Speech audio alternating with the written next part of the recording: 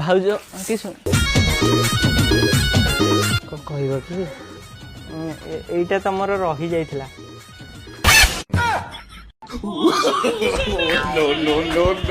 ଏଟା କଷି କୁନ୍ଦୁରି ନୁହଁ ଦେଶୀ କାକୁଡିଟା ଲୁଣ ମଢେଇବା ଖାଲି ଖାଇବା।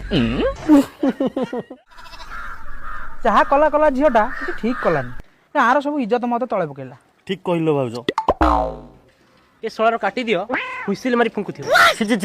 କାହାଣୀ ଆରମ୍ଭରୁ ପଞ୍ଚ ଲାଇନ ଟା କମ କରିଦେଲୁ। ଶଳା ମୂଳରୁ କାଟ ନା ଥିବ ନଙ୍ଗଳ ନା କରିବ ହଳ। ଯାହା ହେଲା ହେଲା ଛାଡ। ସେ 5ଟା ଭଦ୍ର ଲୋକକୁ ଗାଁର ଡାକ ସମାଧାନ କରିଦିଅ ଗାଁ କଥା ନା କଣ କହୁଛ?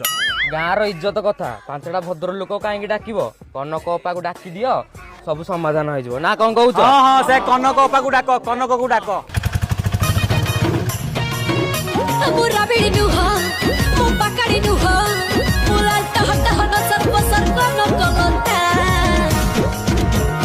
नजर देखा चंटा मोर खबर देखा चंटा तो खबर देखा चंटा मोर नजर देखा चंटा। ରାଉତାଣୀ କଣ ହେଇଚିଲ? ଅପା ଏଇ ଟୋକା ସକାଶେ ମୋ ନାକ କଟି ଯାଇଛି। ମୁଁ କାହିଁ ଗାଁ ଦାଣ୍ଡରେ ମୁଣ୍ଡ ଟେକି ଚାଲି ପାରୁଛି? ହଉ ତୁ ରବା ମୁଁ ପଚାରୁଛି। ଇଲେ ଝିଅ କଣ ହେଇଛି କିଲୋ ତୋର? ଭାଉଜ ତମକୁ ମିଛ ମତେ ସତ ଇଏ ମତେ ପିଇବା ପାଇଁ ପାଣି ମାଗିଲା। ମୁଁ ପିଇବାକୁ ପାଣି ଦେବି ସେ ମୋ ହାତ ଧରିଲା। ହଉ ଦେଖାଗଲେ ଯିବା ଏବେ।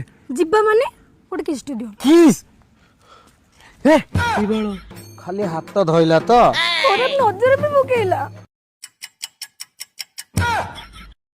ଖରାପ ନଜରରେ ଚାହିଁଲା। ଆଲୋ ତୁ ତ ଆଜିକାଲି ଜମାନା କଥା ଜାଣିଛୁ। ତୁ କାହିଁ ତା ନଜରରେ ନଜର ମିଶଉଥିଲୁ ଯେ? ଯାହା କହ ରାଉତାଣୀ ସଂସ୍କାର ଶିଖେଇନୁ। ଦେଖ ରାଉତାଣୀ ଆମ ଗାଁର ଇଜ୍ଜତ କଥା ଲୋ। କଥାକୁ ଜମା ଆଗକୁ ବଢେଇବାନି।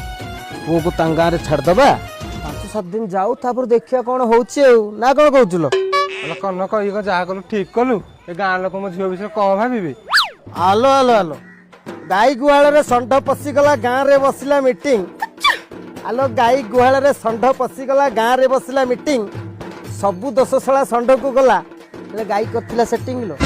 ଆଲୋ ତୋ ଝିଅ କଥା ତୁ କଣ ଜାଣିନୁ? ତୋଠୁ ଅଧିକ ମୁଁ କଣ ଜାଣିଛି? ଯାହା ହେଲା ହେଲା ଛାଡ଼। ଏ ରାଉତାଣୀ ତୁ ଗଲୁ ତୋ ଝିଅକୁ ନେଇ ପଳେଇଲୁ। ଘରକୁ ଆ ଖବର ବୁଝି ତୋର। ଏ ଗାଁ ଲୋକ ସମସ୍ତେ ଗଲ ପୁଅକୁ ଛାଡ଼ିଦବ ତାଙ୍କ ଗାଁରେ। ଆରେ ତୁ ସେଇ କୁନା ପୁଅଟି? ଆରେ ତୋ ବାବା ମତେ ଭଲସେ ଜାଣିଛି। କହିବୁ କନକ ଭାଉଜ ସହିତ ଦେଖା ହେଇଥିଲି ଅନେକି ହେଲା। ଭାଉଜ କଣ ଡାକିଲ କି ମତେ? କାହିଁ ଡାକିଲି ବୋଲି ଖରାପ